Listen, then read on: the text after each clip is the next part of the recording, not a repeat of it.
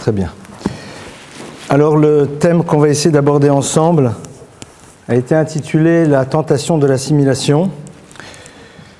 C'est un sujet qui a déjà été abordé. On va essayer de l'éclairer de manière un peu différente. Pourquoi ce sujet? Pourquoi cette semaine? Alors, préambule, vous savez que depuis le mois de Hadar, c'est-à-dire donc le mois dans lequel nous sommes, qui est le dernier mois d'ailleurs de l'année dite religieuse, puisque Hadar c'est le dernier mois de l'année des fêtes, eh bien, nous lisons tous les samedis à la synagogue, en tout cas pendant 4 Shabbats qui se suivent, on en saute parfois un, 4 textes, et ces textes donc, eh bien, dans l'un, on relate l'obligation qu'avait le peuple d'Israël de donner une certaine somme, chacun d'entre nous, pour pouvoir participer au temple. Un autre texte dont on va parler maintenant, qui est celui qui nous donne l'obligation de nous rappeler du souvenir de Amalek. Un troisième texte qui nous parle de tout ce qui a trait aux lois de pureté et d'impureté. Et un quatrième qui nous relate donc le préambule à la sortie d'Égypte. Alors, je ne développerai pas cette semaine pourquoi il y a ces 4 textes, à quoi ils correspondent, c'est quoi cet ordre, qu'est-ce qu'ils sont là pour nous apprendre. Cette semaine, en tout cas, nous allons lire donc à la synagogue, après avoir lu la paracha de la semaine, nous allons lire donc quelques versets, et c'est une obligation de la Torah. C'est-à-dire, vous savez que ce qu'on lit toutes les semaines à la synagogue, c'est pas une mitzvah de la Torah. Ce sont les maîtres, Ezra entre autres, Ezra le scribe et d'autres qui ont institué qu'on lise toutes les semaines à la synagogue une partie du texte de la Torah pour que, à la base c'était en 3 ans, et puis par la suite c'est devenu en 1 an, on ait fini de lire la totalité de la Torah et que donc même ceux qui n'ont pas la possibilité d'étudier restent en contact. Par contre, il y a dans la Torah un texte, ce sont quelques versets, sur lesquels nous avons une obligation de le lire. C'est cette semaine que ça va se passer, c'est ce que l'on appelle Zachor. Alors, je vais vous le lire immédiatement. C'est donc à la fin de Devarim, donc on va sortir un deuxième rouleau de la Torah, et on va lire la chose suivante. Zachor et asher asa lecha Amalek. Rappelle-toi de ce que t'a fait Amalek. On va parler de cet individu ou de ce peuple.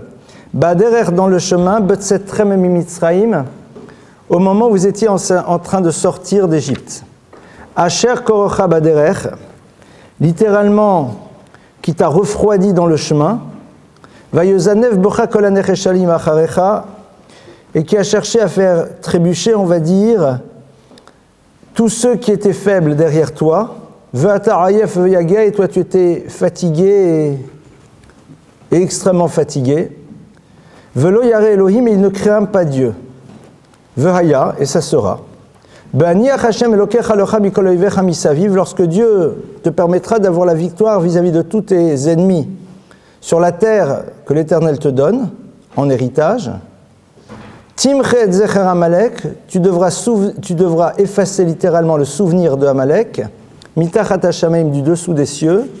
Lotishkar, surtout ne l'oublie pas. Lotishkar, n'oublie jamais. Ce texte est très curieux, injonction de se rappeler d'un événement qu'on nous décrit de manière assez curieuse, puisque, a priori, on aurait pu s'imaginer, rappelle-toi de la crapule, du bandit, enfin de celui qui t'a fait quelque chose d'horrible. Alors si vous regardez le texte, on nous dit « Asher korocha baderer », korocha, qui t'a refroidi, ça vient de la racine « kar », en même temps « mikré », qui veut dire le hasard. « Vayezanev becha », il a fait trébucher tous ceux qui étaient faibles derrière toi. Donc on n'a pas l'impression, celui qui lit le texte, il ne sait pas ce qui s'est passé. Il dit « Mais attends, qu'est-ce qui s'est passé ?» Et on va revenir tout de suite, bien sûr, sur notre thématique, je vous rassure tout de suite. Et alors, ce qui est très curieux, c'est que quand vous regardez Rashi, le commentateur, au nom du Talmud, il va nous dire, oui, regarde ce qu'il t'a fait, Vayezanev becha, choter milot vezorek klapemala. Il coupait les milotes, c'est-à-dire il prenait les prépuces qui avaient été coupées lors de la circoncision et il les jetait au ciel. Super. Là, on est ici dans quelque chose qui est encore plus curieux. Et Timchet Zecher Amalek, et là, attention, tu dois faire tout disparaître, c'est du... L'Otishkar, surtout, tu l'oublies jamais. Alors, ça, c'est le point de départ. Maintenant, quelle est la réflexion qui m'a amené à vouloir réfléchir avec vous sur la tentation de l'assimilation?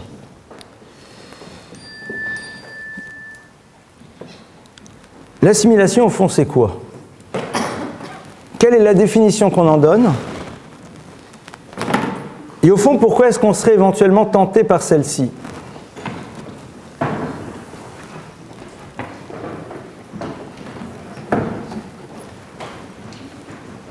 Si on reprend un petit peu l'histoire du peuple d'Israël, on va constater que lui-même n'a jamais vraiment voulu s'assimiler. Au contraire, on va voir que ce sont ceux qui ont conquis la terre qui vont chercher par tous les moyens à faire en telle sorte que le peuple juif quitte sa particularité et s'inscrive à l'intérieur du système vainqueur.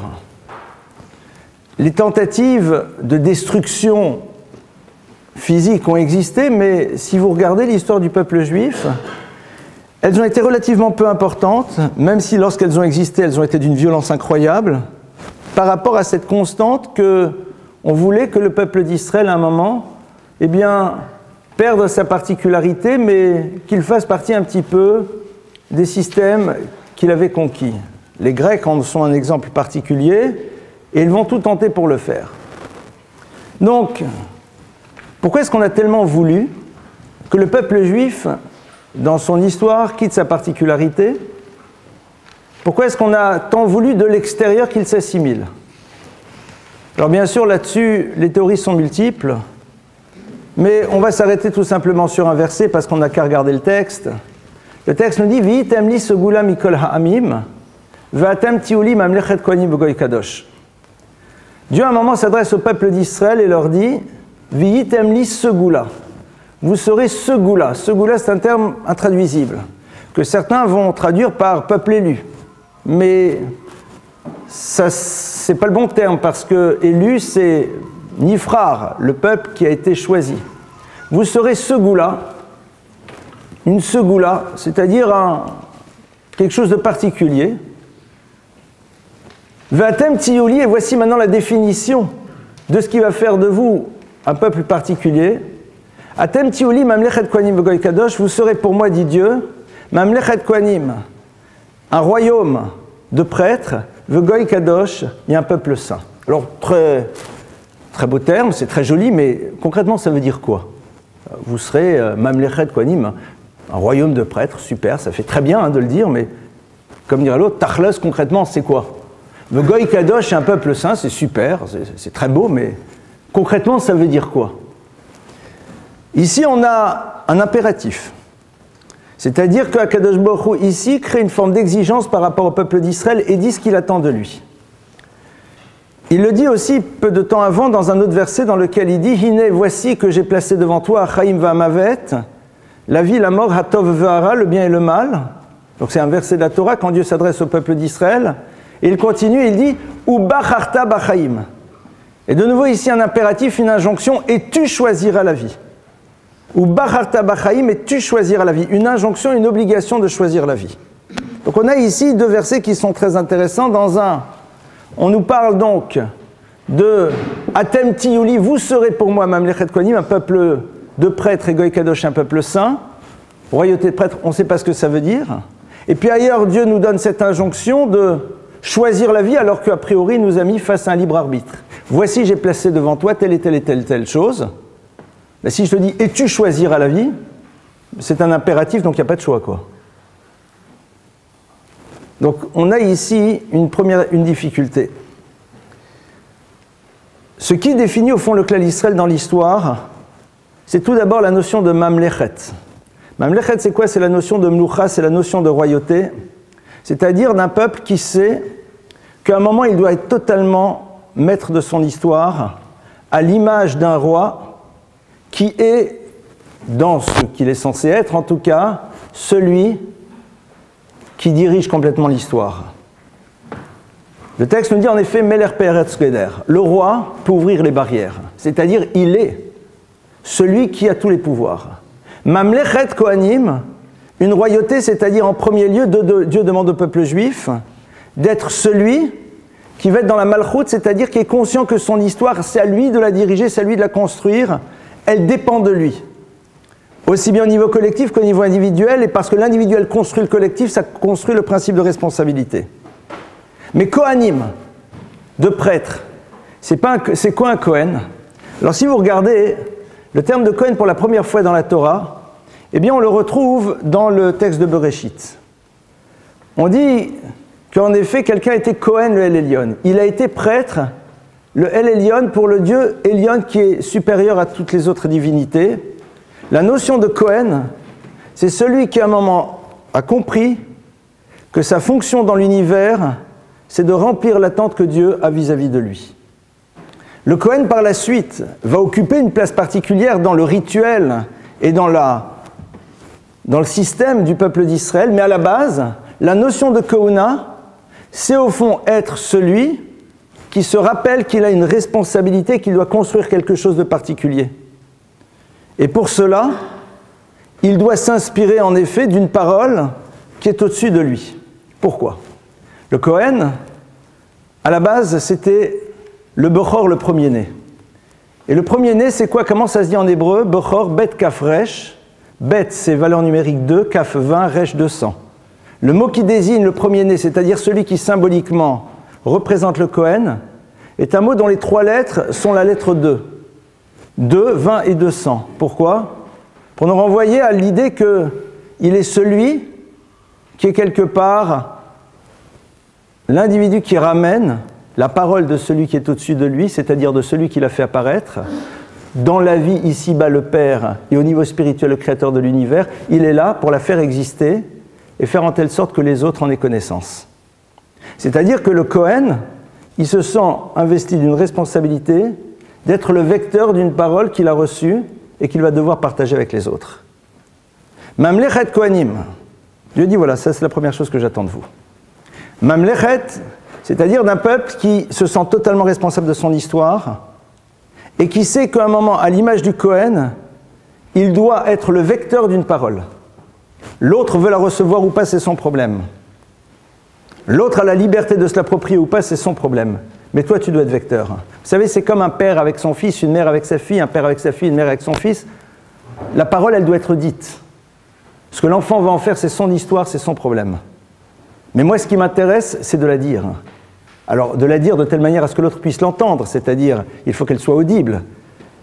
Donc, elle ne soit pas une parole qui est là pour imposer, mais elle doit être entendue. C'est la responsabilité du parent.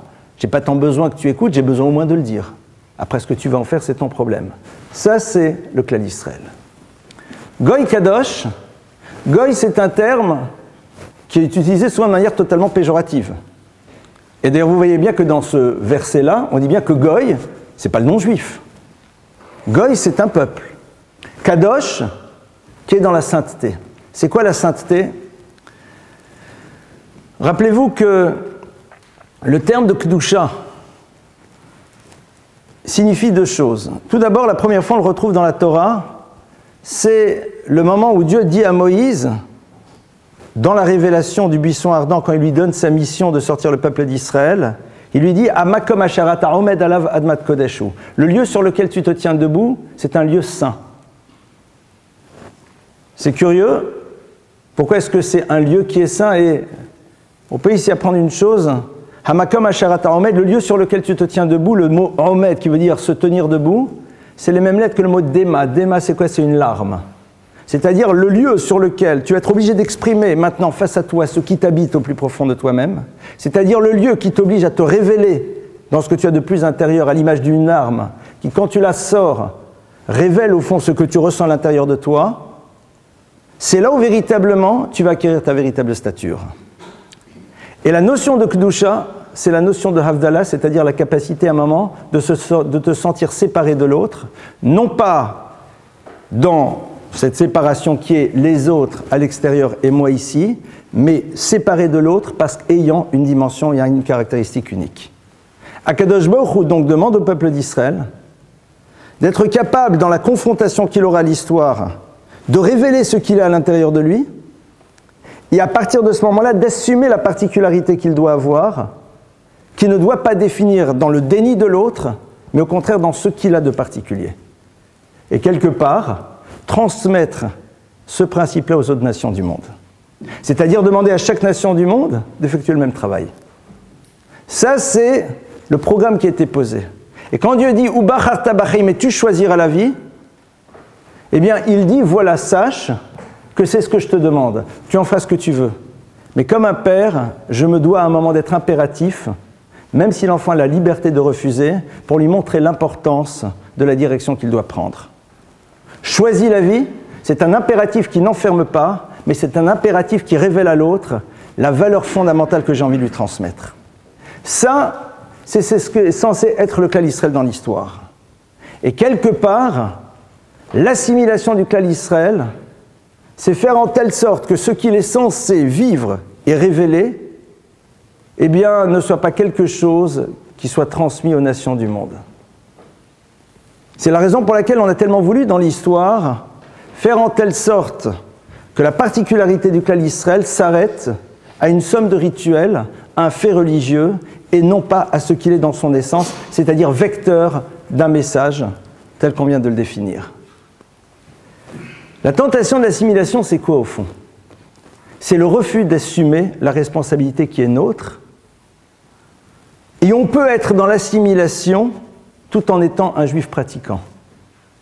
Dès le moment où on met de côté la responsabilité qui est nôtre d'incarner ce qu'Hachem attend de nous dans l'histoire. Les gens pensent souvent qu'être assimilé, c'est ne plus faire kippour. C'est ne plus manger kasher, ne plus faire Shabbat. Non, ça c'est ne plus pratiquer la loi. Ne plus être à l'écoute des commandements. Et donc, de facto, si je pratique, si je fais, donc je ne suis pas assimilé. La Torah ne te dit pas du tout. Tu peux être quelqu'un de totalement pratiquant et avoir cette tentation de l'assimilation, c'est-à-dire de ne pas assumer ta particularité pour ne pas en être le vecteur vis-à-vis des nations du monde. Être un petit peu dans cette vision dans laquelle je te respecte, tu me respectes, chacun sa vie, chacun son chemin. En deux mots, je ne veux pas être impactant vis-à-vis de ceux que je rencontre. C'est au fond vouloir une vie très bourgeoise. Parce que quand vous n'impactez plus l'autre, quelque part, l'autre, vous ne lui posez plus de problème et donc on peut coexister. Les difficultés relationnelles, elles commencent quand en effet ce que nous sommes, ce que nous disons, ce que nous vivons impacte celui qui est en face de nous et le bouleverse. C'est à ce moment-là où en effet c'est pas simple. Donc la manière la plus facile de se retrouver dans une forme de vision comme ça, très humaniste, consensuelle et tout, c'est surtout ne pas être trop impactant, avoir sa particularité, mais qui est la mienne comme elle pourrait être celle de l'autre, et puis ça s'arrête ici. C'est ça la première tentation de l'assimilation. Refuser au fond cette confrontation que nous allons avoir vis-à-vis des sociétés que nous traversons lorsque nous voudrons à un moment garder une identité particulière. Vous savez, l'autre jour, il y avait un interview très intéressant sur France Info. Généralement, je n'écoute pas la radio. Il se trouve que de temps en temps, je suis dans une voiture et que de temps en temps, je l'ouvre. Et généralement, j'essaye de me dire, si je l'ai ouvert maintenant, je l'entends, qu'est-ce que je peux, en dehors de juste savoir ce qui se passe dans le monde. Alors c'était passionnant, parce qu'il y avait justement ce fameux procès qui était fait, en tout cas qui était intenté par une association catholique à ce fameux site de rencontre pensé par les femmes. D'accord ? Et alors à un moment, la personne disait « Non mais attendez, on n'est pas dans le droit, on est dans la morale ». Et moi, brusquement, on me revient en pleine figure une couverture du Point que j'avais vue sur un abribus ou je sais pas où et qui disait « Retrouvons nos valeurs ». Je dis « Balèze ». En langage talmudique, on dit « Stira mineoubé ». Tu es dans une forme de contradiction interne. Parce que je ne pense pas que Le Point est un journal très catholique. Enfin, je ne suis pas un grand spécialiste, mais retrouvons nos valeurs. Mais tes valeurs, quelque part, dès le moment où tu en parles, tu te retrouves dans une problématique de morale. Comment tu fais? C'est qu'à un moment, le clan Israël, en voulant non pas juste dans la sphère religieuse, mais dans la totalité de sa manière d'être, incarner ce qu'Akadosh Baruch Hu lui demande d'être, de facto se retrouvera en confrontation avec les civilisations qu'il rencontre. Vatem tiuli mamlechet konim goy kadosh. Voilà ce que Dieu dit au clan d'Israël. C'est ce que j'attends de vous. Mamlechet, c'est-à-dire c'est quelque chose qu'il va falloir assumer. Poretz Geder, vous allez être obligé d'ouvrir des nouveaux chemins.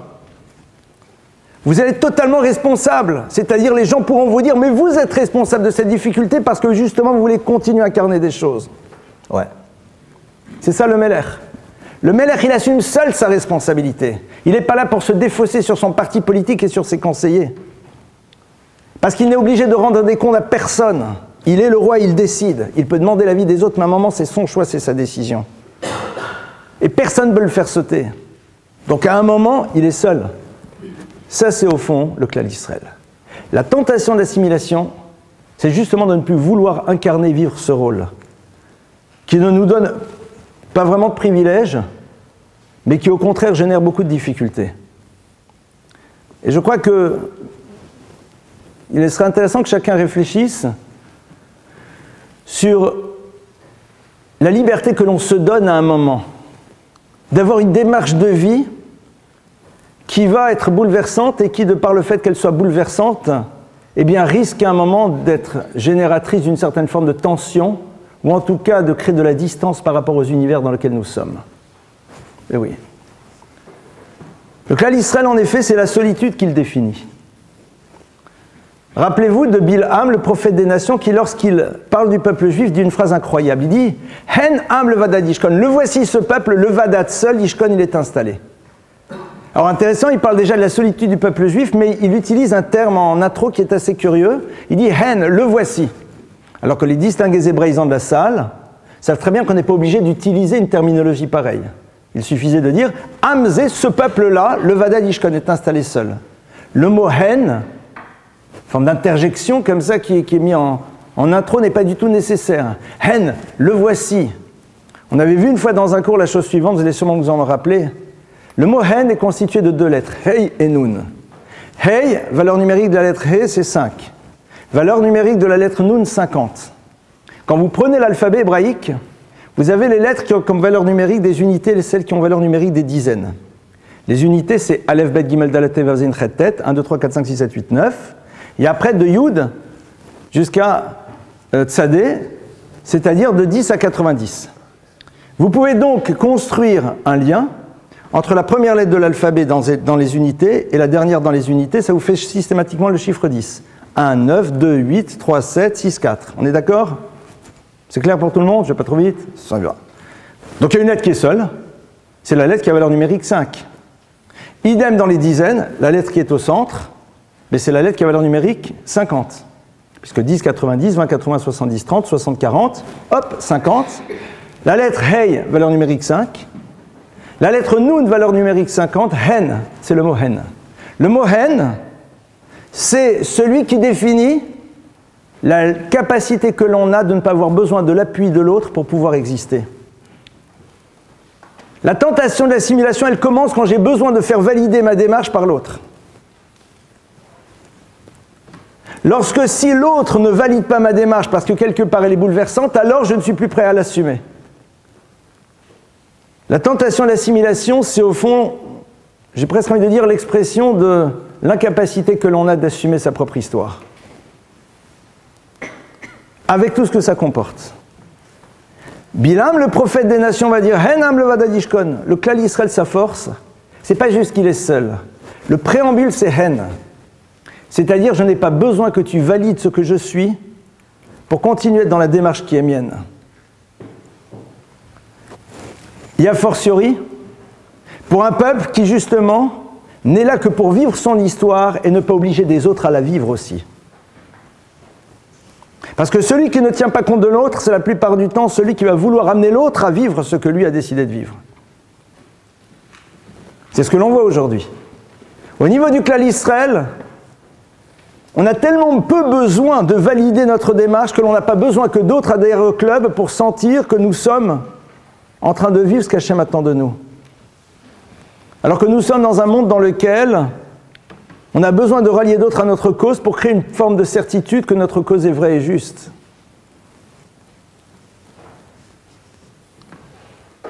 On n'est pas dans le principe de la majorité quand on est face à une certitude.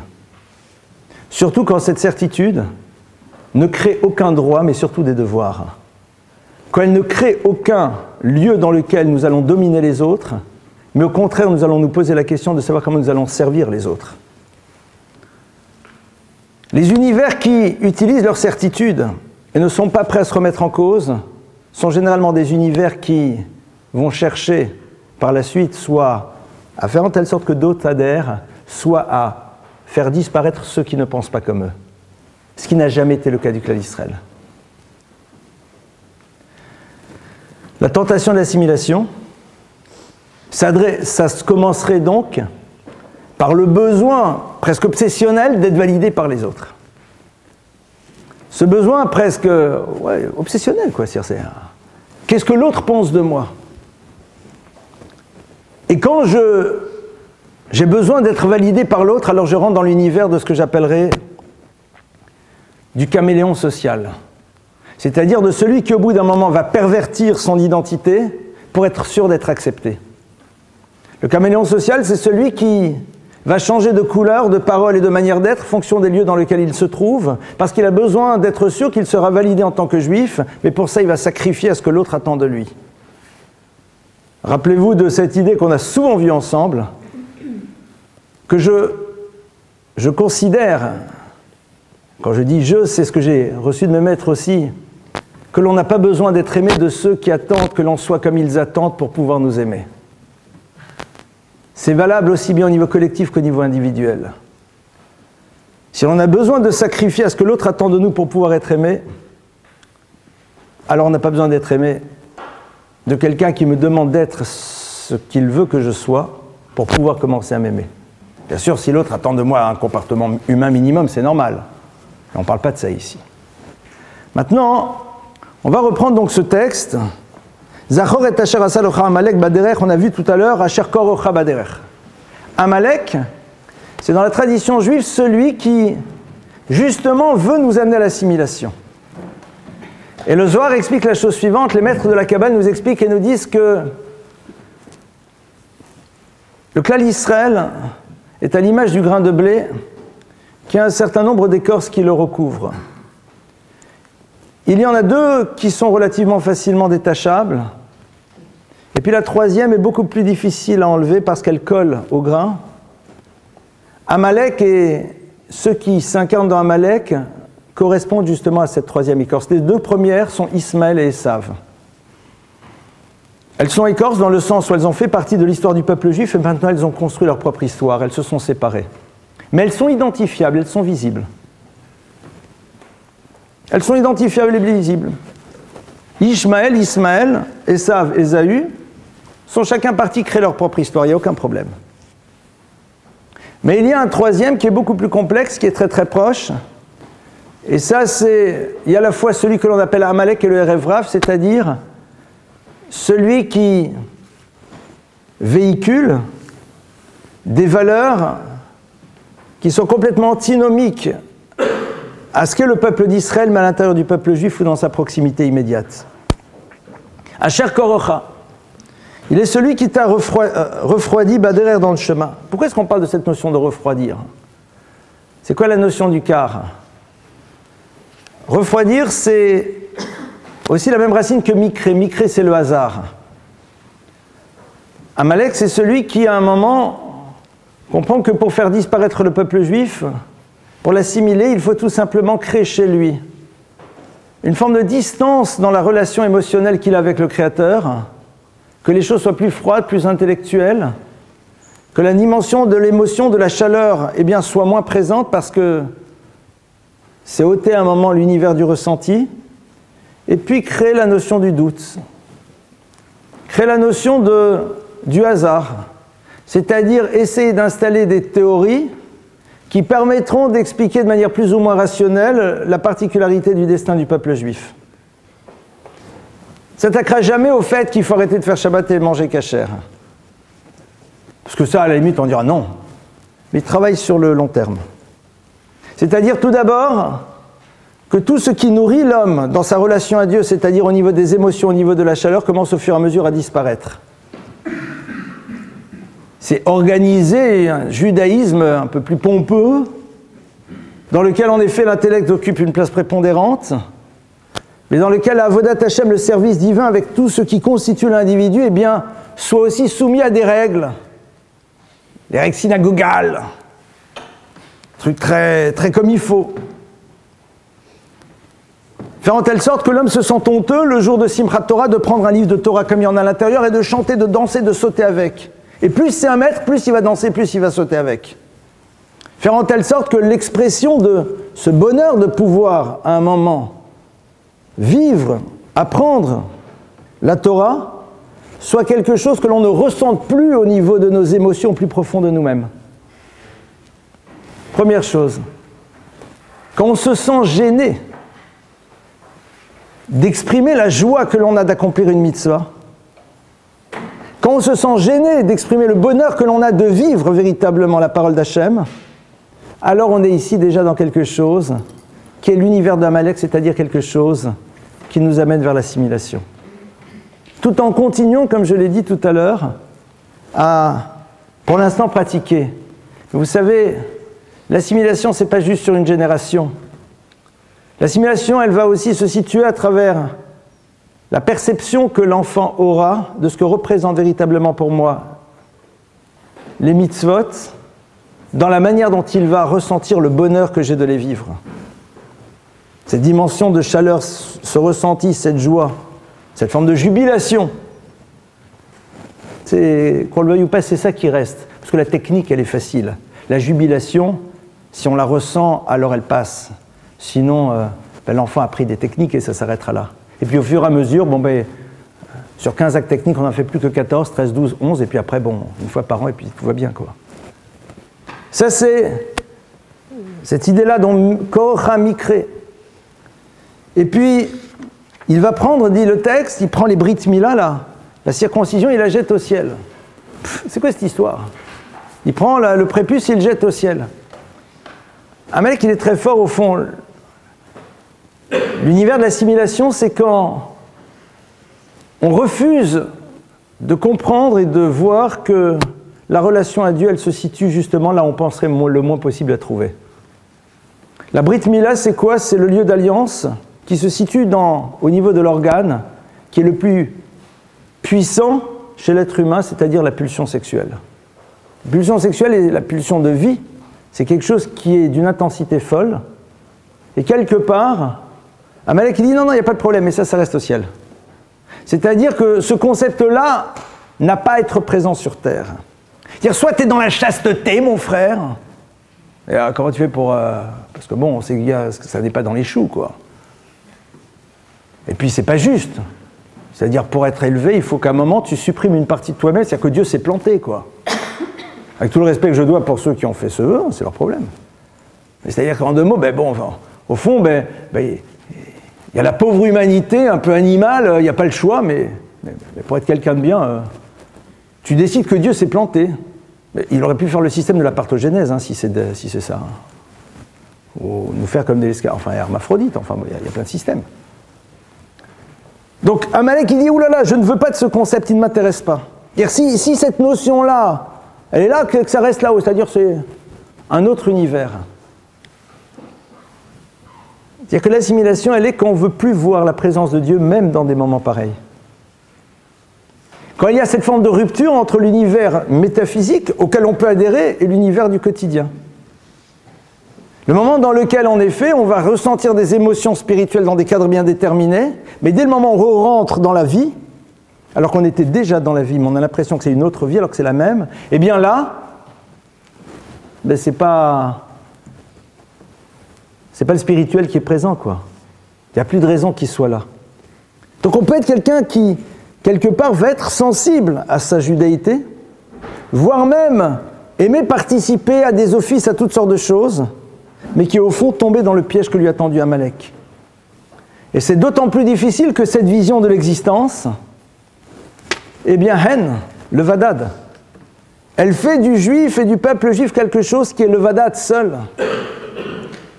une immense solitude. Parce que si ces concepts existent, soit ils sont complètement déconnectés de la réalité du quotidien, soit on les retrouve dans des univers qui sécrètent et génèrent une immense violence, qu'on le veuille ou pas. S'assimiler, c'est quelque part ne plus vouloir assumer cette particularité tout en voulant revendiquer sa dimension juive. Alors comment est-ce que on peut essayer de faire pour soi-même ne pas avoir cette tentation-là? Et comment est-ce qu'on fait pour ne pas être tenté par cette assimilation? Parce que, au fond, c'est quand même plus agréable de ne plus être dans cette confrontation et dans cette dimension bouleversante dans la relation qu'on a avec les nations du monde. C'est plus simple. Pour ça, il faut relire le texte. Et on va faire le lien avec la paracha de la semaine. Le texte nous dit Vata tutsavet bnei Israël veikru elecha shemen zaitzar katit lamaor. Dieu parle et dit à Moshe, il dit tu vas ordonner aux enfants d'Israël, on est ici dans le sanctuaire. Veikru elecha shemen zaitzar katit lamaor. Dieu dit voilà, je voudrais que vous preniez shemen zaitzar, de l'huile d'olive extrêmement pure et raffinée, katit qui a été concassé la maor pour éclairer, le ha'alot ner tamid pour faire monter devant moi une flamme éternelle. Le Talmud nous dit qu'en effet, on est ici face à la menorah. La menorah, c'est donc le candélabre du temple qui va être allumé, mais dont les maîtres nous disent qu'il éclairait l'univers qui est autour. C'est-à-dire que c'est lui qui envoyait de la lumière à l'extérieur. Donc au fond, cette menorah, elle incarne à nouveau la responsabilité qu'a le clan d'Israël vis-à-vis des nations. Et on sait que la menorah, dit le Gaon du Vilna, à travers ses 7 branches, symbolise les 7 sciences primordiales pour comprendre l'univers, mais qui sont toutes tournées vers ce qu'on appelle Ner HaMa'aravi, c'est-à-dire ce qui symbolise la Torah, pour montrer la convergence totale et absolue que l'on veut faire entre le monde de la physique et le monde de la métaphysique. Que les deux sont totalement liés, et c'est ça que l'on veut donner à l'univers, c'est ça qu'on veut partager, on veut être vecteur de ça. Et ça ne nous donne aucun droit, ça ne crée chez nous qu'une obligation, une responsabilité, et une exigence d'être à l'image de ce que l'on est censé incarner. D'accord? Et quand on ne le fait pas, on se voit ô combien on nous le reproche. La base de ça, c'est quoi? C'est shemen zaitzar. De l'huile qui est complètement concassée. De l'huile d'olive qui ont été totalement concassées. Pourquoi le texte a besoin de te préciser? On ne va pas te donner la recette. Là, tu n'auras pas besoin de te dire, tu sais, pour faire de l'huile, alors il faut prendre des olives et bien les presser. Ben, on s'en doute. Alors, pourquoi on a besoin de mettre ce mot?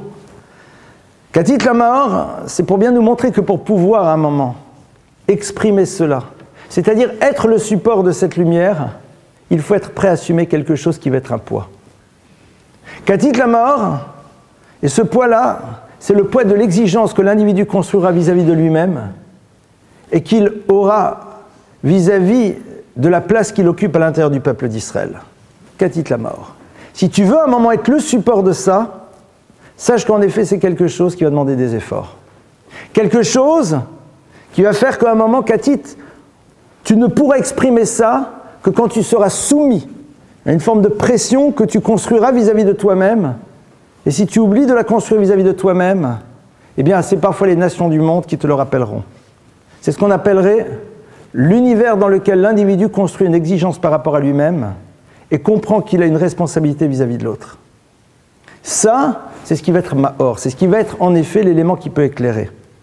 Et c'est très intéressant parce que l'huile, eh bien, va permettre, à l'image d'ailleurs d'autres combustibles, mais ici on parle de l'huile, eh bien, elle va pouvoir fournir cette lumière en disparaissant. C'est-à-dire, tu as l'impression qu'en faisant ça, il y a quelque chose qui disparaît, c'est à ce moment-là où justement tu fais apparaître quelque chose. Et qui ne s'arrête pas juste à ton entourage, mais à l'univers entier, puisque le Talmud nous dit « Ner le echan, ner le mea ». Lorsqu'il y a une lumière pour un individu, eh bien cette lumière éclaire 100 personnes différentes pour peu qu'elles passent à proximité. C'est-à-dire qu'au moment où justement ce travail de produire cette huile et de faire en telle sorte que les choses puissent rayonner se fait, tu as l'impression que ça y est, je me perds, je n'existe plus. Je n'existe plus dans mon Shabbat, dans ma relation à Hachem, dans mon étude de la Torah, dans toutes ces choses-là, et en étant en même temps dans la société. C'est là où véritablement les choses, elles éclairent. Le problème, c'est que au moment où on est en train de fabriquer l'huile, on ne voit pas encore cette lumière qui va surgir. La tentation de l'assimilation, c'est de ne pas vouloir passer ce moment-là parce que tout simplement, on ne voit pas encore et on ne perçoit pas encore l'impact de la lumière qu'on va pouvoir faire rayonner. Aussi bien dans notre vie personnelle, qu'au niveau du clan Israël dans sa dimension collective. Il y a un point de passage. Et c'est à ce moment-là où peut se situer cette tentation de l'assimilation. Et aujourd'hui, j'ai l'impression que un des éléments sans doute qui est parmi les plus difficiles, c'est d'arriver à, non pas à savoir cela, mais à le vivre. Parce que justement, c'est l'absence du résultat immédiat qui cause le problème. Et plus encore dans un monde dans lequel on ne valorise un effort que dans la mesure où il va produire quelque chose d'immédiat. Dans un monde dans lequel la notion de construire une exigence par rapport à soi-même n'a de sens que dans la mesure où on entrevoit immédiatement le bénéfice qu'on va pouvoir en tirer. Un monde dans lequel, même si à un moment tu crées un défi vis-à-vis de toi, tu as besoin pour la plupart des gens de faire en telle sorte qu'il soit connu du grand public. Ça m'a fait toujours sourire ces personnes qui se jettent des défis, mais qui ont surtout besoin de les publier. Alors, jugeons positivement, ça mène les sponsors. Mais si c'est quelque chose pour te construire, pourquoi tu te dévalorises en ayant besoin d'en parler aux autres? C'est que quelque part, c'est le regard que l'autre va te porter qui est à l'origine d'eux. Donc c'est ton désir d'exister, non pas une exigence par rapport à toi-même. Et ce qui est intéressant, c'est que la Torah considère que justement, l'identité du clan Israël, sa particularité, elle est justement dans cette dimension de tsniout, c'est-à-dire dans cette dimension de pudeur dans laquelle on ne cherche pas à faire émerger cette dimension de travail intérieur par rapport aux univers dans lesquels on se trouve, parce que la Torah nous annonce que de toute façon, à un moment, ce que tu es générera quelque chose dans les univers que tu traverseras. Et ça, c'est un constat que l'on fait. Vous savez, il arrive parfois à des personnes d'être invitées dans des familles, vous voyez des jeunes enfants, des familles qu'on dit, de gens pour qui la Torah n'est pas juste une religion, mais un petit peu ce qu'on essaie de voir, qui ont créé une forme d'exigence, qui ont su renoncer à certaines choses, parce qu'ils voulaient toucher un peu plus à l'essentiel. Et ces personnes vivent leur vie. Et puis des personnes traversent leur existence, sont invitées chez eux un Shabbat, les rencontrent à l'extérieur, les voient, et puis brusquement ça bouleverse. Qu'est-ce qui bouleverse, quoi? De voir des gens qui chantent Shalom Aleichem, des enfants qui sont là, qui jouent Non. C'est que tout simplement on se confronte véritablement à ce que c'est le clan Israël. C'est-à-dire cette somme d'exigences que l'homme met en place dans sa vie, et le fait qu'il n'attend pas de savoir si les autres le valident, et ne veut pas savoir si les autres pensent que c'est bien ou mal, mais essaye de voir ce qu'Akadosh Baruch Hu lui a demandé d'être, et essaye de le vivre au quotidien. À tous les niveaux, dans la relation de couple, dans la relation à l'enfant, dans la relation au monde. Parce que sinon, qu'est-ce qu'il y a d'extraordinaire? Je vais dire, mais qu'est-ce que tu as vu d'extraordinaire? Pourquoi tu dis, ah, c'est génial, qu'est-ce que tu as vu de génial? Ils font des bêtises, ils crient aussi. Non, mais il y a quelque chose, c'est quoi ce quelque chose? C'est pas l'individu en tant que tel, c'est beaucoup plus le processus qu'il a mis en place qui te bouleverse. Parce qu'on touche à ce moment-là à ce que veut dire un juif qui a décidé de ne pas s'assimiler.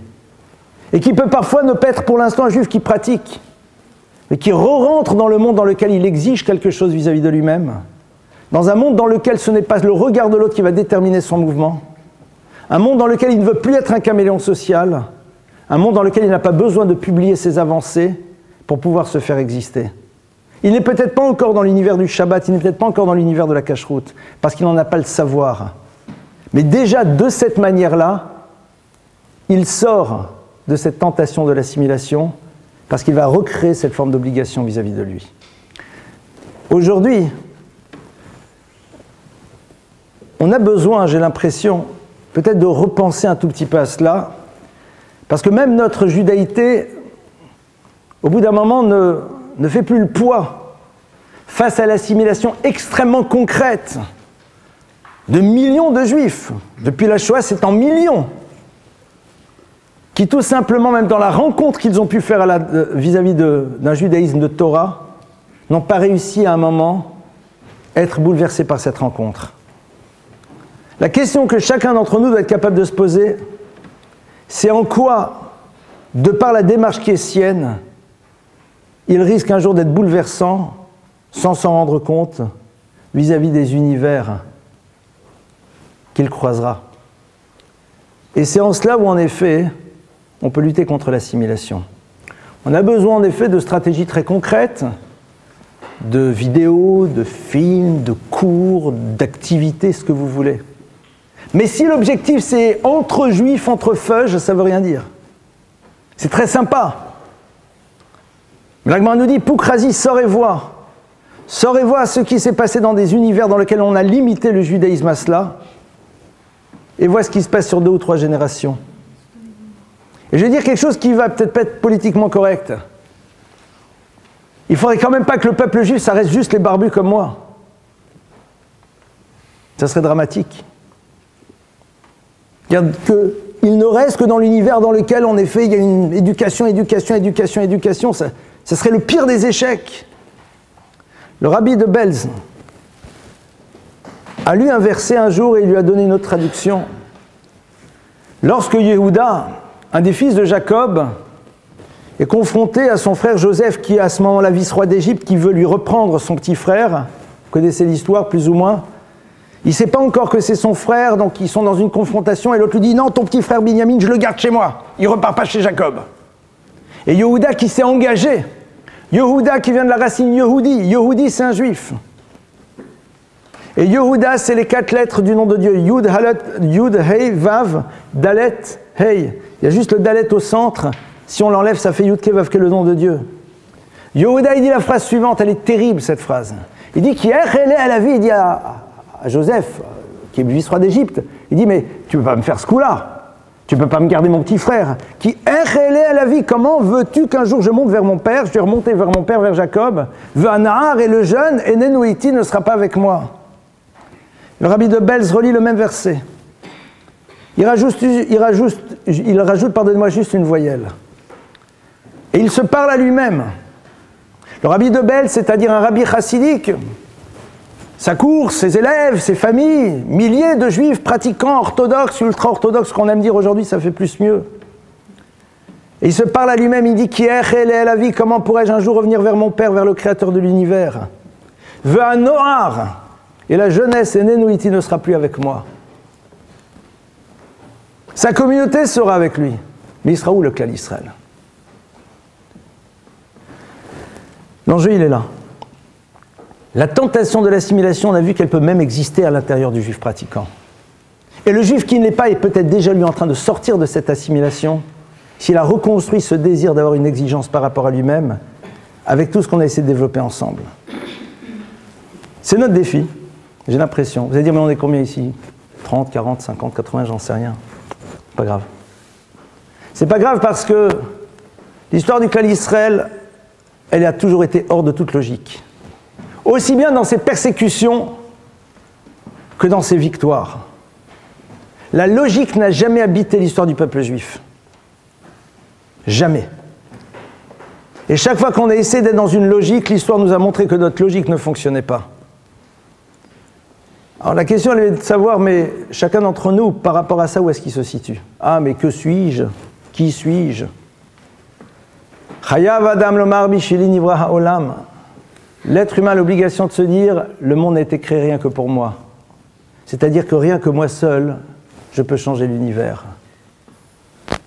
En physique, on sait qu'un mouvement génère un deuxième mouvement et un troisième. En football, on appelle ça celui qui est à l'origine de l'action. Celui qui voit la fin de l'histoire oublie parfois qu'il a été le début de l'histoire. C'est d'ailleurs parfois peut-être un peu mieux parce que comme ça au moins, il n'y a pas de risque d'orgueil. Mais cette idée-là, peut-être qu'il faut essayer de, non pas juste de la conceptualiser, mais de la retraduire dans le monde du concret. Vous savez très bien que je ne suis pas l'homme des recettes. Peut-être que notre travail à nous, c'est d'essayer de savoir comment est-ce que ça s'incarne dans notre quotidien. Voilà, on va passer à vos questions. Oui, madame. Vous avez dit que l'État français, que le peuple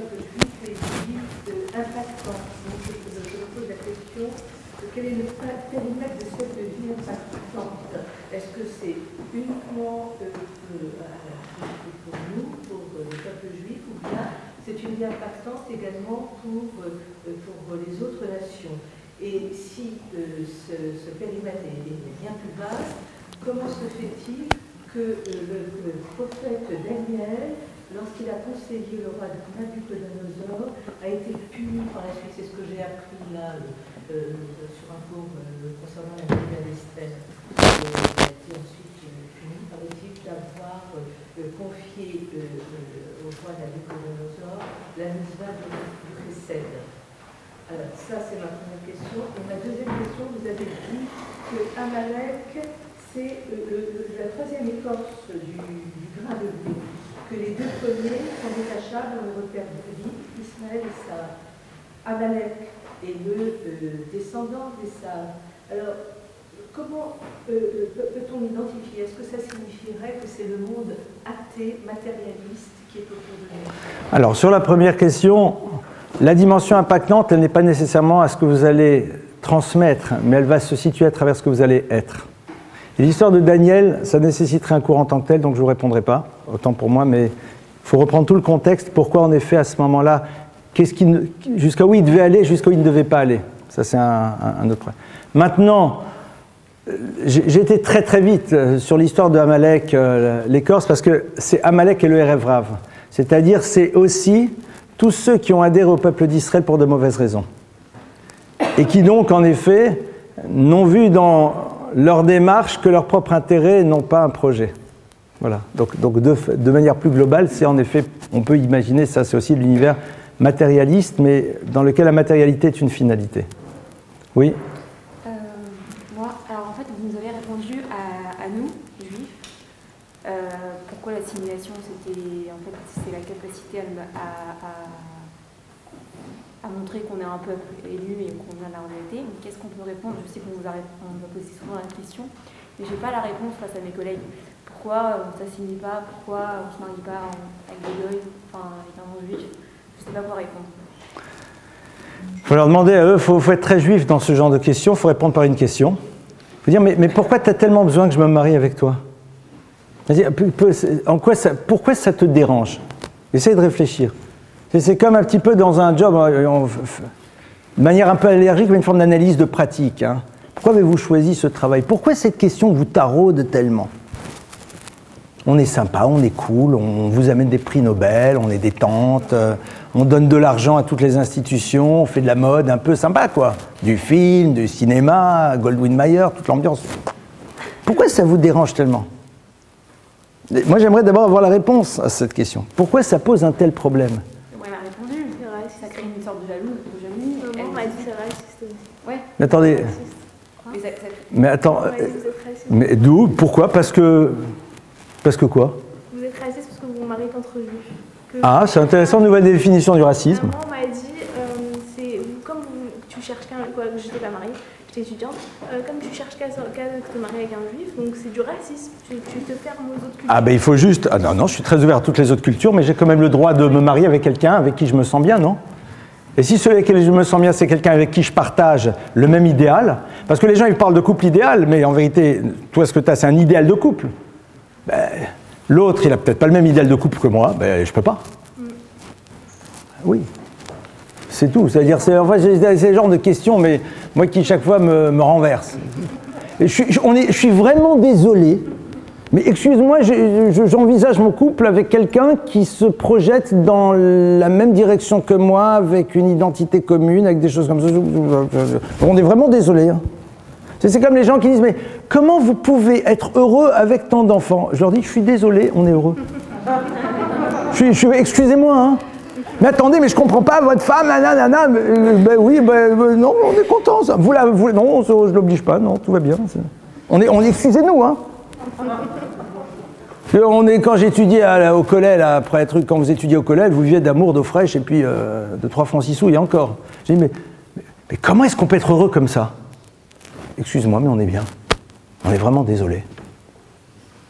C'est-à-dire, en vérité, c'est quoi le problème? C'est que tu renvoies l'autre à quelque chose qui le bouleverse. On parlait avec mon beau-frère de ça, et il n'est pas du tout religieux. Je voulais justement, par rapport à ses enfants, il est marié. Ouais.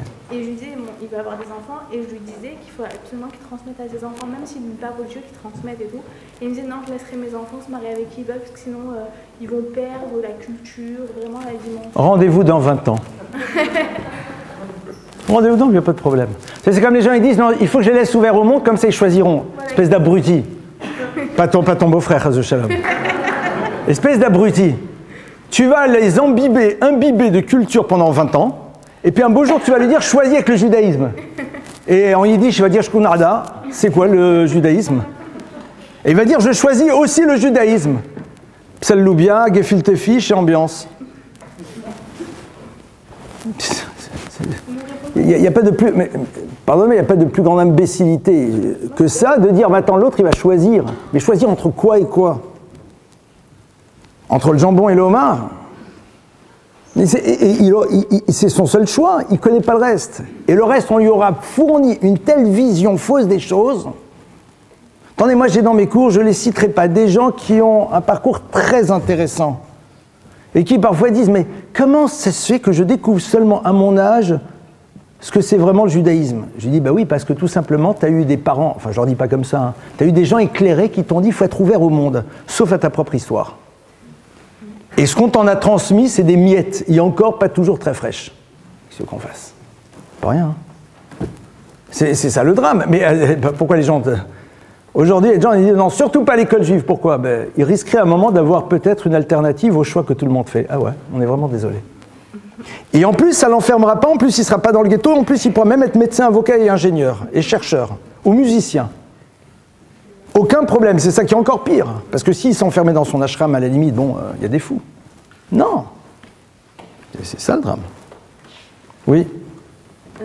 Moi j'ai compris, alors je ne sais pas si c'est une bonne interprétation, dans dans votre définition de l'assimilation, qu'il y avait une dimension qui sortait un petit peu du peuple juif et que l'assimilation c'était aussi la confrontation à l'altérité même au sein même du peuple juif, c'est-à-dire de ne pas avoir besoin nécessairement de se confronter au regard de l'autre. Tu t'y confrontes, mais tu n'as pas besoin que l'autre te valide. Mais comment on fait pour se sevrer de ça? J'ai du mal à me dire qu'il y a des gens qui n'ont pas besoin du regard de l'autre. Le regard de l'autre, ça serait un sujet de conférence en tant que tel. On le fera, Bezrat Hashem, Linéder, je vais essayer de m'en rappeler. Mais c'est sûr et certain que...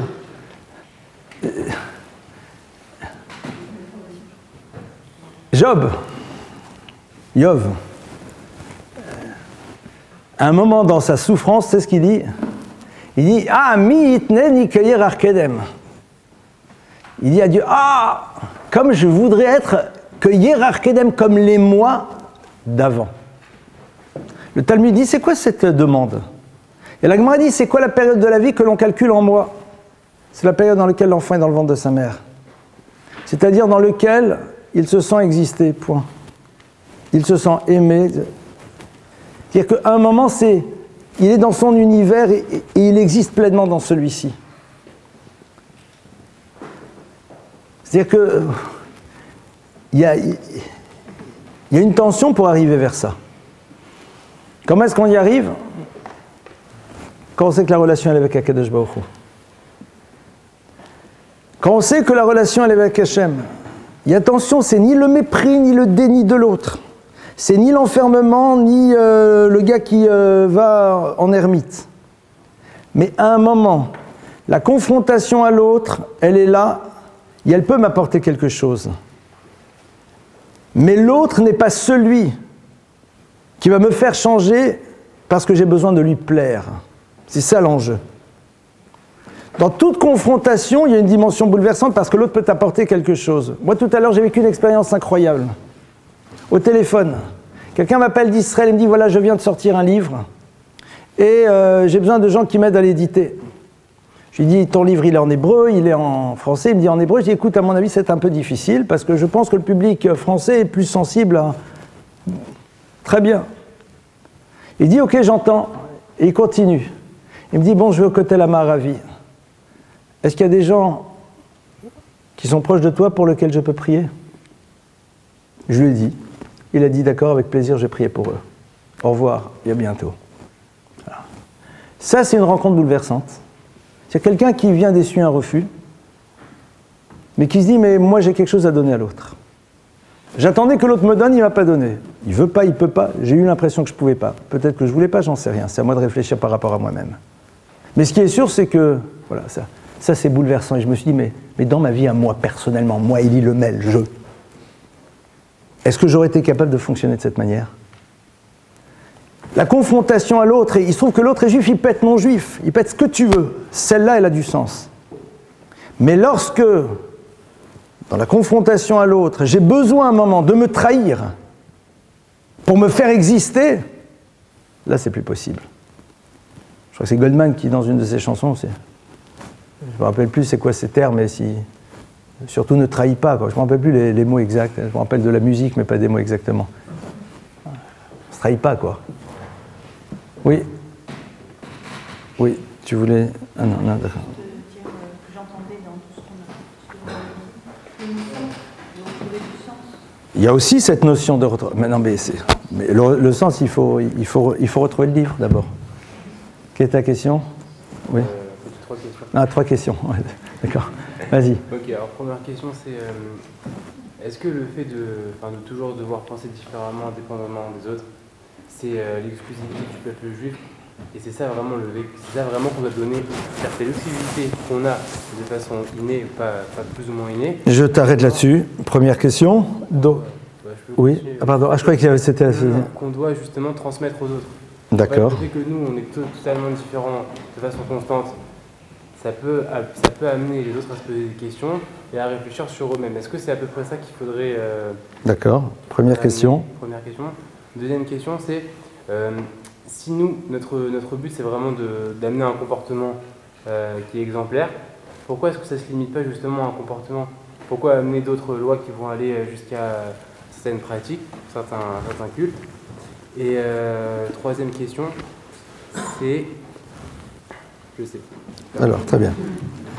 Alors, ah oui, la troisième était sans doute la plus intéressante. C'est vrai. En fait, vous avez dit, ce serait triste si le judaïsme, ça se terminait qu'avec des gens barbus comme vous. Ouais. Mais ça veut dire quoi? Ça veut dire que on n'est pas. Ça veut dire qu'il y a des sages, et puis il y aurait des gens du quotidien qui pourraient se comporter juste de manière au quotidien normale, et en promulguant un comportement, qui pourrait être charpentier, n'importe quoi, comme profession. Alors d'accord, je vais répondre à tes 3 questions rapidement. Alors, sur la première, non, le clan d'Israël n'a pas l'apanage. Mais Abraham, c'est Abraham l'hébreu. L'hébreu, on avait vu que c'est celui qui est de l'autre côté du fleuve, et le fleuve, c'est le symbole de la pensée. C'est celui qui se positionne. Il se trouve que quand il s'est positionné face à. N'importe quelle nation peut se positionner face aux autres. Attention, si le positionnement, c'est un lieu d'existence, et donc dans ce cas-là, je me définis par ma différence, et dans ce cas-là, il faut que je la tienne en tant que telle, je me veux être différent parce que c'est ma manière à moi d'exister, ou non, je suis ce que je suis, et de par ce que je suis, à un moment, j'interpelle. D'accord? Mais chacun peut le faire. Sur la seconde, mais justement, c'est ça la génialité de la Torah, c'est de montrer que l'être se transforme aussi à travers les mitzvot. C'est pour ça qu'on te demande d'étudier et de les pratiquer. Que la force des mitzvot, c'est aussi de participer à la transformation de l'être. Ça veut dire que les autres sont incapables de se transformer sans la pratique des mitzvot. Le juif a besoin des mitzvot pour atteindre ce qu'il doit être. Le non-juif n'a pas besoin des mitzvot pour pouvoir atteindre ce qu'il doit être, parce que chacun joue dans son univers. Et si le non-juif n'a pas de guide pour... Il y a ce qu'on appelle les 7 lois noachides, à lui de savoir s'il veut se les approprier. Est-ce qu'il en a fait?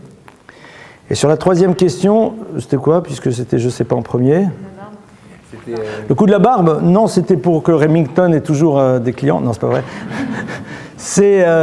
Non, quand je dis la barbe, c'est-à-dire que, s'imaginez que voilà, c'est que ceux qui à un moment ont été dans un univers extrêmement pratiquant qui vont perpétuer, ça serait dramatique, c'est-à-dire ça serait au fond fermer la porte à toute la mosaïque du peuple d'Israël, et ça serait un peu dommage. Oui, mais c'est rare les rabbinimes qui s'ouvrent comme vous. Hein. Moi, c'est pas rare des rabbins. Moi, c'est comme ça que j'ai reçu de mes maîtres, qui a des barbes 2 fois plus longues que la mienne. J'ai étudié à Bnei Brak. Hein. C'est la Torah de Bnei Brak ce que j'ai appris là-bas. Okay. Oui. Alors, ne me demande pas les 7, chaque fois j'en oublie 1 ou 2. Il y a entre autres la musique, il y a la physique, il y a les mathématiques. D'accord? Il y a la grammaire aussi. Et chaque fois, j'oublie. Mais enfin, le Gaon, il cite les 7. Mais c'est intéressant de voir que la musique fait partie de ces 7 sciences, l'univers de l'harmonie. D'accord ?